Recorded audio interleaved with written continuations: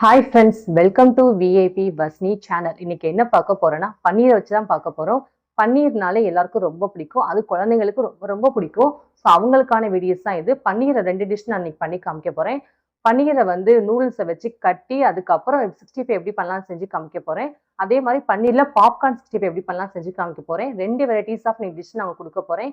வீடியோஸை ஸ்கிப் பண்ணாதே, உங்களுக்கு ரொம்ப யூஸ்ஃபுல்லா இருக்கும். ஃபர்ஸ்ட் டைம் சேனல்ல பாக்குறவங்களா இருந்தீங்கன்னா சப்ஸ்கிரைப் பட்டனை கொஞ்சம் கிளிக் பண்ணிக்கோங்க.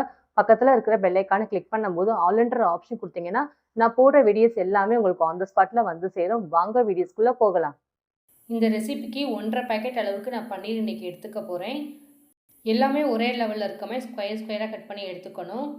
நான் வந்து இன்றைக்கி பன்னீரை வந்து பாப்கார்ன் 65 பண்ண போகிறேன். அதே மாதிரி பன்னீரை வந்து நூடுல்ஸை போட்டு கட்டி பாம் மாதிரி நான் ஃப்ரை பண்ணி காமிக்க போகிறேன்.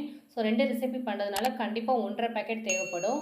இந்த மாதிரி கொஞ்சம் பெரிய பெரிய பீசஸாக கட் பண்ணி எடுத்துக்கோங்க. அப்போ தான் நமக்கு வந்து நூடுல்ஸை வந்து அது மேலே வச்சு கட்டுறது கொஞ்சம் ஈஸியாக இருக்கும். சின்ன பீசஸாக இருந்துச்சுன்னா நூடுல்ஸை வந்து மேலே வச்சு கட்டுறது கொஞ்சம் கஷ்டமாக இருக்கும். பாப்கார்ன் ஃப்ரை பண்ணுறதுக்கு சின்ன பீசஸாக இருந்துச்சுன்னா பரவாயில்ல. நம்ம நூடுல்ஸ் பண்ணுறதுக்காக இந்த மாதிரி பெரிய பீசஸ் தான் கண்டிப்பாக எடுத்துக்கணும். இந்த மாதிரி ஸ்கொயராக எடுத்துக்கோங்க. கட் பண்ணி வச்சுருக்க பன்னீர் பீசஸ் எல்லாத்துக்கும் நம்ம மசாலா ரெடி பண்ண போகிறோம். நான் வந்து 2 ஸ்பூன் அளவுக்கு கடலை மாவு எடுத்திருக்கேன். கடலை மாவு போட்டிங்கன்னா நமக்கு அந்த பன்னீரை விட்டு மசாலா வந்து பிரியாமல் பிடிச்சிக்கும், இறுக்கமாகவும் இருக்கும். அதுக்காக தான் நான் கடலை மாவு எடுத்திருக்கேன். ஒரு 4 ஸ்பூன் அளவுக்கு கார்ன்ஃப்ளவர் மாவு எடுத்திருக்கேன், அதையும் ஆட் பண்ணிக்கலாம். கார்ன்ஃப்ளவர் மாவு சேர்க்கணும், அப்போ தான் நமக்கு அந்த மசாலா எல்லாமே சேர்த்து நல்லா கிறிஸ்பியாகவும் இருக்கும். கஸ்தூரி மேத்தி எடுத்திருக்கேன் கொஞ்சமாக, அதையும் ஆட் பண்ணிக்கலாம். கஸ்தூரி மேத்தியோட ஃப்ளேவர் டேஸ்ட் எல்லாமே நல்லாயிருக்கும், கொஞ்சம் தூக்கிங் கொடுக்கும் டேஸ்ட்டு, அதுக்காக தான் நான் ஆட் பண்ணியிருக்கேன். இஞ்சி பூண்டு பேஸ்ட் ஆட் பண்ணிக்கலாம். 1/2 டீஸ்பூன் அந்த மாதிரி சேர்த்துக்கோங்க. அதிகமாக சேர்த்துட்டிங்கன்னா நமக்கு அந்த ஃப்ளேவர் வந்து அதிகமாக இருக்கும் போது டேஸ்ட் கொஞ்சம் மாறிடும். தேவையான அளவு கொஞ்சமாக உப்பு ஆட் பண்ணிக்கலாம். பன்னீருக்கு சேர்த்துக்கிறதுக்கு இந்த அளவுக்கு மசாலா போடுங்க, அப்போ தான் கரெக்டாக இருக்கும். தனி மிளகாய்த்தூள் 1 ஸ்பூனும் காஷ்மீர் சில்லி பவுடர் 1 ஸ்பூன் எடுத்திருக்கேன். 1/2 டீஸ்பூன் மஞ்சள் தூள், ஜீரகத்தூள், கரம் மசாலா தூள், மிளகுத்தூள், இது எல்லாமே 1/2 டீஸ்பூன் மட்டும் தான் நான் எடுத்திருக்கேன். அரை எலுமிச்சை பழத்தை மேலாப்பில் லைட்டாக அப்படியே பிழிஞ்சு விட்டுக்கலாம். சேர்த்துருக்க எல்லா பொருளையும் ஃபஸ்ட்டு கையால் நல்லா மிக்ஸ் பண்ணிவிட்டு அதுக்கப்புறமா கொஞ்சமாக தண்ணி சேர்த்துட்டு மசாலா ஃபுல்லாக மிக்ஸ் பண்ணிக்கலாம். டேரெக்டாக தண்ணி சேர்த்துடாதீங்க. எந்த அளவுக்கு நமக்கு தண்ணி தேவைப்படுன்னு அதுக்கப்புறம் தான் தெரியும். அதுக்கப்புறமா கொஞ்சம் கொஞ்சமாக இந்த மாதிரி தண்ணி சேர்த்துக்கலாம். ரொம்பவும் தண்ணி சேர்த்துட்டிங்கன்னா நமக்கு பன்னீரில் வந்து மசாலா ஒட்டாது, தனியாக வெளியில் வந்துடும். அதனால் இந்த மாதிரி கெட்டியே இருந்தால் தான் நமக்கு மசாலாவெல்லாம் வந்து பன்னீரில் ஒட்ட ஆரம்பிக்கும். பொரிச்செடுக்கும் போது நமக்கு மசாலா பிரியாமல் இருக்கும். கட் பண்ணி வச்சுருக்க பன்னீர் பீசஸ் எல்லாத்தையும் மசாலாவில் நம்ம சேர்த்துக்கலாம்.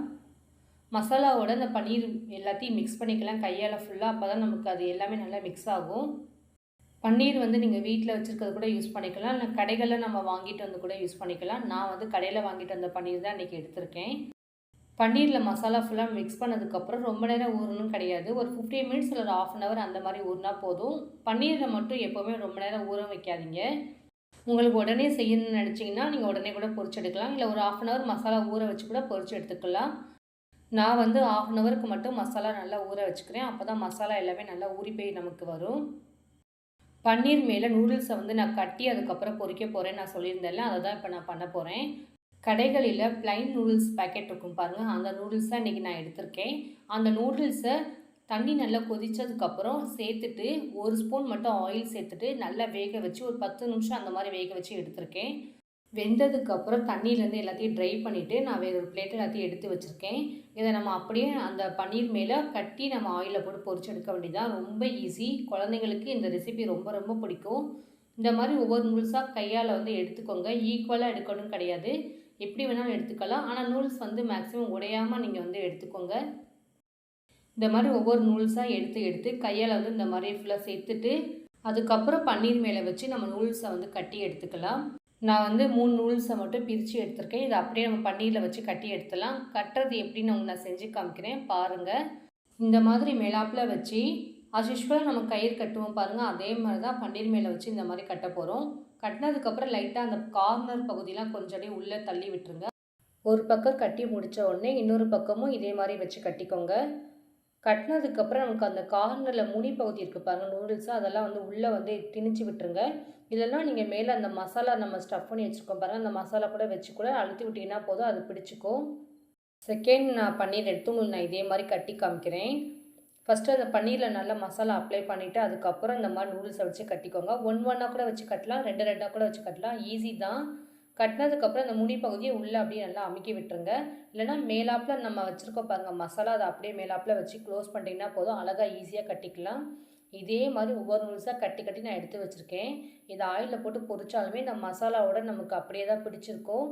நூடுல்ஸ் வந்து வெளியில் வரவே வராது. நீங்கள் அந்த கார்னர்லாம் ஃபுல்லாக நீங்கள் இந்த உள்ளே வந்து அமுக்கி அந்த மசாலாவோட சேர்த்து ஒட்டிட்டிங்கன்னா போதும், நமக்கு நூடுல்ஸ் வந்து எப்போவுமே வெளியில் வரவே வராது.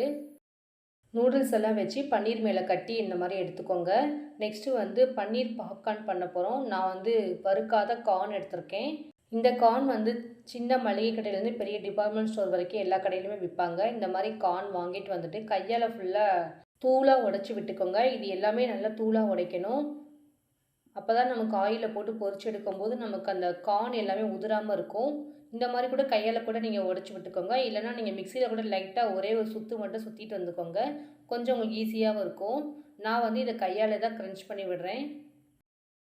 இந்த மாதிரி தான் இருக்கணும். அப்போ தான் நம்ம பன்னீரை வந்து இது மேலே போட்டு நம்ம கோட் பண்ணுறதுக்கு கரெக்டாக இருக்கும். ஒவ்வொரு பன்னீராக எடுத்து அந்த கார்ன் மேலே அப்படியே நம்ம ஃபுல்லாக தூவி விடணும். இந்த மாதிரி கையால் ஃபுல்லாக தூவி விடுங்க. அந்த பன்னீர் எல்லாமே நமக்கு அந்த கார்ன் விட்டு நல்லா ஒட்டிக்கும். ஒட்டினதுக்கப்புறம் தனித்தனியாக ஒரு பிளேட் எல்லாத்தையும் எடுத்து வச்சுட்டு அதுக்கப்புறம் ஆயிலில் போட்டு பொரிச்சு எடுத்துட்டா சூப்பராக ரெடி ஆகிடும் பன்னீர் பாப்கார்ன். அதே மாதிரி இதை மேலே போடும்போது கை வந்து கொஞ்சம் கூட ஈரமாக இருக்கக்கூடாது, ட்ரையாக இருக்கணும். அதனால் ஒன்று ஒன்றா எடுத்துகிட்டு அதுக்கப்புறமா அந்த மாதிரி கார்ன் மேலே போட்டு விடுங்க. அந்த கார்ன் எல்லாமே இந்த பன்னீர் மேலே நல்லா ஒட்டுற மாதிரி பண்ணிக்கோங்க. அப்போ தான் நமக்கு ஆயிலில் போட்டு பொரிச்சு எடுக்கும்போது அந்த கார்ன் தனியாக வராமல் நமக்கு பன்னீரோட ஒன்றா ஒட்டியிருக்கும். இந்த மாதிரி நல்லா ஒட்டியிருக்கணும். அப்போ தான் நமக்கு ஆயிலில் போட்டு பொரிச்சு எடுக்கும்போது சூப்பராக இருக்கும், நல்லா கிறிஸ்பியாகவும் இருக்கும். இது எல்லாத்தையும் நம்ம சூடான இருக்கிற ஆயிலில் போட்டு பொரிச்சு எடுத்துடலாம். ஸ்டவ்வை ஆன் பண்ணிவிட்டு ஒரு பேன் வச்சுக்கலாம். தேவையான அளவுக்கு ஆயில் சேர்த்துக்கலாம். ஆயில் வந்து கொஞ்சம் எக்ஸஸாகவே சேருங்க. அப்போ தான் நமக்கு பொரிச்சு எடுக்கும்போது கொஞ்சம் கம்ஃபர்டபுளாகவும் இருக்கும். நான் வந்து ரீஃபைண்ட் ஆயில் தான் சேர்த்துருக்கேன். எண்ணெய் நல்லா ஹீட் ஆனதுக்கப்புறம் இதே மாதிரி ஒன்று ஒன்றா தனித்தனியாக போடுங்க. ஸ்டவ்வை வந்து ஹைலேயும் ஸ்லோலேயும் வைக்காதீங்க, நார்மல் ஃப்ளேமில் வச்சு இதை குக் பண்ணுங்கள். நமக்கு நல்ல கிறிஸ்பியாகவும் வரும். அப்போ தான் இது எல்லாமே நல்லா பொரிய விடணும். கலர் நல்லா சேஞ்ச் ஓவர் ஆகும். அது வரைக்கும் இதை நம்ம வேக வச்சு எடுக்கணும். ஒன் சைட் குக் ஆனோடனே 2 நிமிஷம் கழித்து திருப்பி விடுங்க. உடனே திருப்பிடாதீங்க, மசாலா நமக்கு உதிர ஆரம்பிச்சிடும். பன்னீரை வச்சு இந்த மாதிரி பாப்கார்னை அது 65 பண்ணி கொடுங்களேன். கண்டிப்பாக குழந்தைங்களுக்கு ரொம்ப ரொம்ப பிடிக்கும். எங்கள் வீட்டு குழந்தைங்களுக்கு இது ரொம்ப பிடிச்சிச்சு, லைக் பண்ணி சாப்பிட்டாங்க. அதேமாதிரி சாப்பிட்டுட்டே இருக்கும்போது கிச்சன் பக்கமே சுற்றிட்டே இருந்தாங்க, எனக்கு இது ரொம்ப பிடிக்குமா அப்படின்னு சொல்லிட்டு. செஞ்சு கொடுத்ததுக்கப்புறம் இன்னும் இல்லையா காலி ஆகிடுச்சா அப்படின்னு கேட்குற அளவுக்கு இந்த பன்னீரை லைக் பண்ணி சாப்பிட்டாங்க. உங்கள் வீட்டில் இருக்கிறவங்களும் செஞ்சு கொடுங்க, அதே மாதிரி லைக் பண்ணி சாப்பிடுவாங்க. இந்த மாதிரி செஞ்சு கொடுத்தீங்கன்னா சாப்பிட்டுட்டு என்றைக்குமே பன்னீர் பிடிக்கலன்னு சொல்லவே மாட்டாங்க. அடிக்கடி இந்த மாதிரி செஞ்சு கொடுங்கன்னு தான் உங்ககிட்ட கேட்பாங்க. பன்னீரெல்லாம் கொஞ்சம் வெந்துட்டுருக்கு. இன்னொரு பக்கம் திருப்பி விடுங்க. ஒரே பக்கமாக வேக வச்சிங்கன்னா நமக்கு அந்த பன்னீரோட கிறிஸ்பினஸ் கிடைக்காது. இந்த மாதிரி எல்லா பக்கம் ஈவனாக திருப்பி விட்டிங்கன்னா போதும், நமக்கு எல்லா பக்கமும் நல்லா வெந்துடும். பன்னீர் பாப்கார்ன் ரெடி ஆகிடுச்சு. நம்ம ஆயிலேருந்து எல்லாத்தையும் எடுத்துகிட்டு வேறு ஒரு பிளேட்டில் மாற்றிடலாம். இந்த பன்னீர் பாப்கார்ன் பார்த்தீங்கன்னா மொறுன்னு இருக்கும். அப்படியே சாஸோடு வச்சு சாப்பிட்டிங்கன்னா சூப்பராக இருக்கும். பன்னீர் பாப்கார்னுக்கும் அதே மாதிரி நூடுல்ஸை கட்டி நான் பாம் மாதிரி செஞ்சுருக்கேன் பாருங்கள். ரெண்டுத்துக்கும் ஒரே மசாலா தான் நான் யூஸ் பண்ணியிருக்கேன். நெக்ஸ்ட்டு வந்து பன்னீர் வந்து நூடுல்ஸை வச்சு கட்டி வச்சுருந்தோம் பாருங்கள். பன்னீர் நூடுல்ஸ் பாம் 65 ரெடி பண்ணிடலாம். அதே மாதிரி ஹீட்டாக இருக்கிற ஆயிலில் இதே மாதிரி 1 by 1 தனித்தனியாக போடுங்க. ஈக்குவலாக எல்லா பக்கமும் நல்லா ஃப்ரை ஆனதுக்கப்புறம் கரண்டியை வச்சு லைட்டாக திருப்பி விடுங்க. போடும்போது இதை கொஞ்சம் கவனமாக போடுங்க. வெடிக்கெல்லாம் செய்யாது, நார்மலாக தான் இருக்கும். பாம் நினச்சி நீங்கள் வெடிச்சுன்னு நினச்சிடாதீங்க. இது நார்மலாக தான் குக் ஆகும். பட் கொஞ்சம் பெருசாக இருக்கிறதுனால கேர்ஃபுல்லாக பார்த்து போடுங்கன்னு சொன்னேன். போட்டதுக்கப்புறம் 2 நிமிஷம் கழித்து கரண்டியில் லைட்டாக திருப்பி விடுங்க. நூடுல்ஸை வந்து பன்னீர் மேலே வச்சு கட்டியிருக்கோம் பாருங்கள். அது பிரியவே பிரியாது, லாஸ்ட் வரைக்கும் அப்படியே தான் இருக்கும். உங்களுக்கு டவுட் இருந்துச்சுன்னா பார்த்துக்கோங்க. அதே மாதிரி நூடுல்ஸை வச்சு கட்டும்போது அந்த எண்டு முனியிருக்கு பாருங்கள், அதை நல்லா க்ளோஸ் பண்ணிவிடுங்க. எப்படி திருப்பி போட்டு பொரிச்சாலுமே நமக்கு அந்த நூடுல்ஸ் வந்து விட்டு வெளியிலே வராது, அப்படியே நமக்கு பிடிச்சி தான் இருக்கும். இது நல்லா கிறிஸ்பியாகிற வரைக்கும் வெயிட் பண்ணுங்கள். கலர் மாறும் நல்லாவே. அதுக்கப்புறம் இது ஆயிலேருந்து எடுத்துக்கலாம். ஒன் சைட் குக்கானு திருப்பி விடுங்க கரண்டியால். ஒரே பக்கம் வேக வைக்காதீங்க. இந்த ரெசிபி நார்மல் ஃப்ளேமில் வச்சு குக் பண்ணுங்கள். பன்னீர் எல்லாமே நல்லா வெந்துருச்சு. இதை ஆயிலேருந்து ட்ரை பண்ணிட்டு வேறு ஒரு பிளேட்டில் மாற்றிடலாம். இந்த 2 ரெசிபியுமே சூப்பராக கிட்டத்தட்ட பார்த்தீங்கன்னா அது சாஸோடு ஷேர் பண்ணி சாப்பிடுங்க, உங்களுக்கு ரொம்ப பிடிக்கும். பொரிச்சதை எல்லாத்தையும் நம்ம வேறு ஒரு பிளேட்டில் மாற்றிக்கலாம். இன்றைக்கி என்னோடய ஸ்டைலில் உங்களுக்கு நான் பன்னீரில் நூடுல்ஸை வச்சு பாம் மாதிரி 65 எப்படி பண்ணலாம் செஞ்சு காமிச்சிருக்கேன். அதே மாதிரி கார்ன் வச்சு பன்னீரில் பாப்கார்ன் 65 எப்படி பண்ணலாம் செஞ்சு காமிச்சிருக்கேன். இந்த 2 ரெசிபியுமே உங்களுக்கு ரொம்ப புதுசாக இருக்கும். ட்ரை பண்ணி பாருங்கள், உங்களுக்கு ரொம்ப ரொம்ப பிடிக்கும். எப்போவும் ஒரே மாதிரி செய்யாமல் பன்னீரை வச்சு இந்த மாதிரி செஞ்சு கொடுங்க, குழந்தைங்க லைக் பண்ணி சாப்பிடுவாங்க. அதுவும் இந்த சாஸோடு இதை ஷேர் பண்ணி சாப்பிட்டிங்கன்னா செம்ம டேஸ்ட்டு செம்மையாக இருக்கும். இது வரைக்கும் இந்த மாதிரி ஒரு டேஸ்ட் நீங்கள் எங்கேயும் சாப்பிட்ருக்க மாட்டீங்க. வீட்லேயே ரொம்ப ஈஸியான முறையில் நம்ம செய்யலாம். இதை ட்ரை பண்ணி பார்த்துட்டு எப்படி இருந்துச்சு கண்டிப்பாக கமெண்ட்டில் சொல்லுங்கள். சாஸோடு நான் பன்னீர் ரெண்டையுமே தொட்டு சாப்பிட்டு காமிக்கிறேன்.